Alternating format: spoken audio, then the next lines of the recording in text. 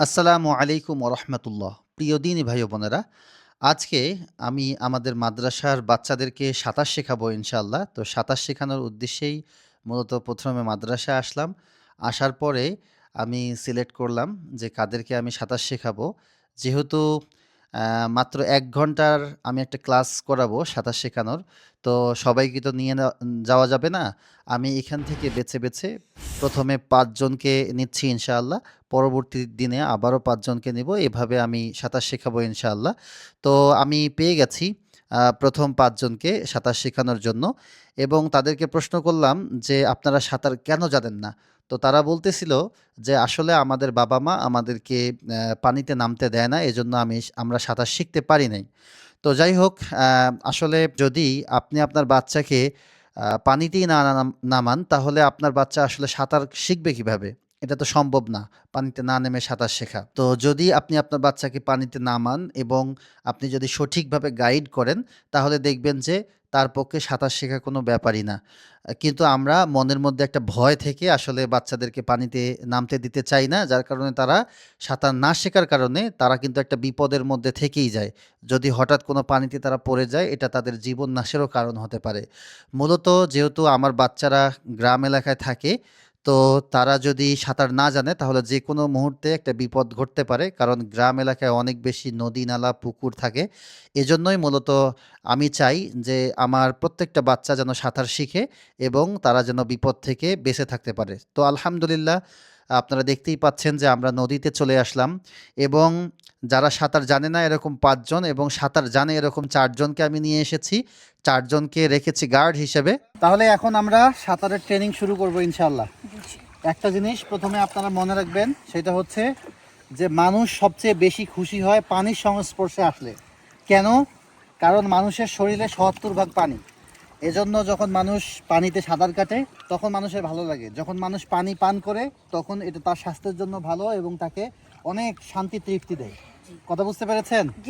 আপনারা যদি সাঁতার শিখতে চান তাহলে আপনাদেরকে সাহসী হতে হবে। দেখেন, একটা হাঁসের বাচ্চা যখন হাঁসের বাচ্চারা ডিম থেকে ফুটে, ডিম থেকে বের হওয়ার পরেই কিন্তু সে সাঁতার কাটে না?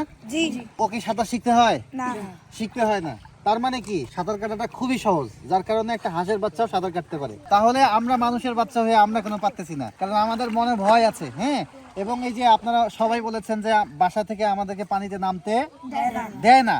তো তারা যদি পানিতে নামতে দিত, আপনাদেরকে গাইড করতো, তাহলে আপনারা কিন্তু সাঁতার শিখতে পারতেন। প্রথম কথা হচ্ছে যে আপনারা যখন নামবেন চেষ্টা করবেন পানিতে ভেসে থাকার। কথা বুঝছেন? হাত দুইটা এইভাবে এইভাবে করবেন আর পা দুইটা দিয়ে ঠেলবেন, পানিটাকে ঠেলবেন আর হাত দিয়ে শুধু এইভাবে এইভাবে করবেন। একটা নৌকা চলে কিভাবে? এইভাবে নৌকা চালায় না? আপনারা যদি পানিতে নিজে নৌকা হতে চান, আপনার হাত দুইটা কি বৈঠা, এইভাবে আপনারা বৈঠা বাইবেন আর পা দুইটা হচ্ছে আপনার ইঞ্জিন। এই স্টিমার গুলো দেখছেন না, স্পিড বোট, ওগুলোর পিছনে কিন্তু ফ্যান থাকে। ফ্যানগুলো এরকম এরকম করে ঘুরে, হ্যাঁ, যার কারণে স্পিডে ছুটে। তাহলে পা দুইটা দিয়ে ওই ফ্যানের কাজ করবেন আর হাত দুইটা দিয়ে বৈঠার কাজ করবেন। পারবেন না ইনশাআল্লাহ? আমি আপনাকে ধরে রাখবো, আপনার ডুবে যাওয়ার ভয় নেই, ঠিক আছে? আপনি যেভাবে আমি বলছি আপনি শুধু সেভাবে করবেন, ঠিক আছে? ওকে, রেডি? হ্যাঁ, শুরু করেন, আগান। বাহ, হ্যাঁ, এই তো। এই আপনি সাঁতার তো জানেন। ও সাঁতার জানে? হ্যাঁ, জানেন না? আচ্ছা, এবার অপোজিটে সাঁতার কাটবেন। ওকে, ঠিক আছে। এই তো, সাব্বাস সাব্বাস, আয়ান, মাশাআল্লাহ। ও কিন্তু সাকসেসফুলি ২ রাউন্ড দিয়ে দিছে। কথা বুঝছেন? আপনি যান, এবার পরের জন আসেন। আলহামদুলিল্লাহ, প্রয়োজনীয় নির্দেশনা শেষে আমি এক, এক করে সবাইকে আসলে সাঁতার শেখাচ্ছিলাম। মানে ধরে, ধরে আরকি প্র্যাকটিক্যাল করাচ্ছিলাম। এর মধ্যেই ১ম এ যে বাচ্চাটা নেমেছে সে অনেক ভালো করেছে। ২য় বাচ্চাটাও মোটামুটি ভালো করেছে এবং ৩য় বাচ্চাটা সে পানি খাচ্ছিল, ২-১ বার পানি খেয়েছে। আসলে প্র্যাকটিক্যালি সাঁতার শিখতে গেলে একটু আধটু পানি খেতে হয়। আমরাও ছোটবেলায় খেয়েছি। তারপরে আমি নিজে আর আসলে একটু সাঁতার কেটে ওদেরকে দেখায় দিলাম এবং তারপরে এক, এক করে সবাইকে যখন আমি ধরে, ধরে সাঁতার কাটালাম, সাঁতার কাটানো শেষে তারপরে হচ্ছে তাদেরকে আমি বললাম যে, "এখন তোমাদের প্র্যাকটিসের সময়। আ আমরা সবাই মিলে তারপরে প্র্যাকটিস শুরু করলাম। সবাইকে অ্যা যে যার মতো করে বাকি ৪ জন যে ছিল যারা সাঁতার জানতো তারাও একটু হেল্প করছিল, আমিও হেল্প করছিলাম। হেল্প করে তাদেরকে মূলত আমরা প্র্যাকটিক্যালি সাঁতার শেখাচ্ছিলাম। এই ফাঁকে আমিও একটু ডুব দিয়ে নিলাম।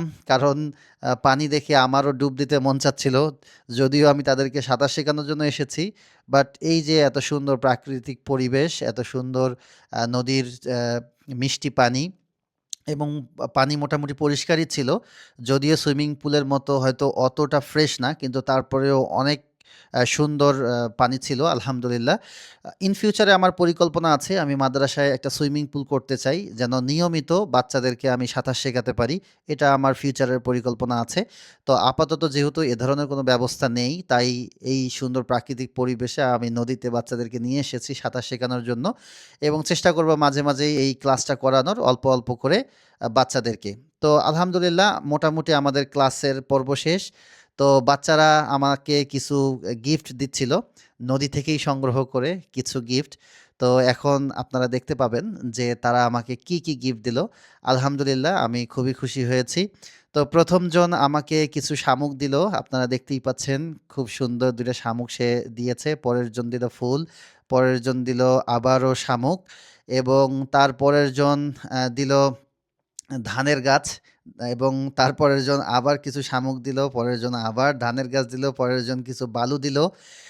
তো এভাবে আলহামদুলিল্লাহ তারা আমাকে কিছু উপহার দিল এবং আপনারা জানেন আমি তাদেরকে বলছিলাম যে আল্লাহ তাআলা যা কিছু পৃথিবীতে দিয়েছেন সবকিছুই কিন্তু সম্পদ। হ্যাঁ? প্রত্যেকটা জিনিসের ভিতরে উপকারিতা এবং সৌন্দর্য আছে। এই যে শামুকগুলো এগুলো কিন্তু হাঁস খেয়ে বেঁচে থাকে। ফুলগুলো দেখে আমাদের চোখের প্রশান্তি হয় এবং এই যে ধান গাছ থেকে আমরা ধান পাই, এ ধরনের প্রত্যেকটা জিনিসই আসলে আল্লাহ তাআলার একেকটা নেয়ামত। তো আলহামদুলিল্লাহ তারপরে হচ্ছে আমাদের মোটামুটি এই লার্নিং এর পর্ব শেষ। এখন সবাইকে একত্রিত করলাম। দেখে নিলাম সবাই ঠিকঠাক আছে কিনা। তারপরে আমরা আসলে মাদ্রাসার উদ্দেশ্যে রওনা হলাম এবং দেখতেই পাচ্ছেন সবাই অনেক খুশি। আসলে বাচ্চারা তারা লার্নিং এরও ভেরিয়েন্ট চায়। হ্যাঁ? যদি শুধুমাত্র শ্রেণী কক্ষের মধ্যেই সীমাবদ্ধ থাকে তাহলে আসলে তারা মজা পায় না। পাশাপাশি তাদেরকে প্র্যাকটিক্যাল লার্নিং গুলো দিলেও কিন্তু তারা অনেক বেশি আ উপভোগ করে এবং অনেক কিছু শিখতে পারে। তো ইনশাআল্লাহ ইন ফিউচার পরিকল্পনা আছে যে তাদের জন্য আমি ড্রাইভিং ট্রেনিং এরও ব্যবস্থা করব ইনশাআল্লাহ, কম্পিউটার ট্রেনিং এরও ব্যবস্থা করব ইনশাআল্লাহ।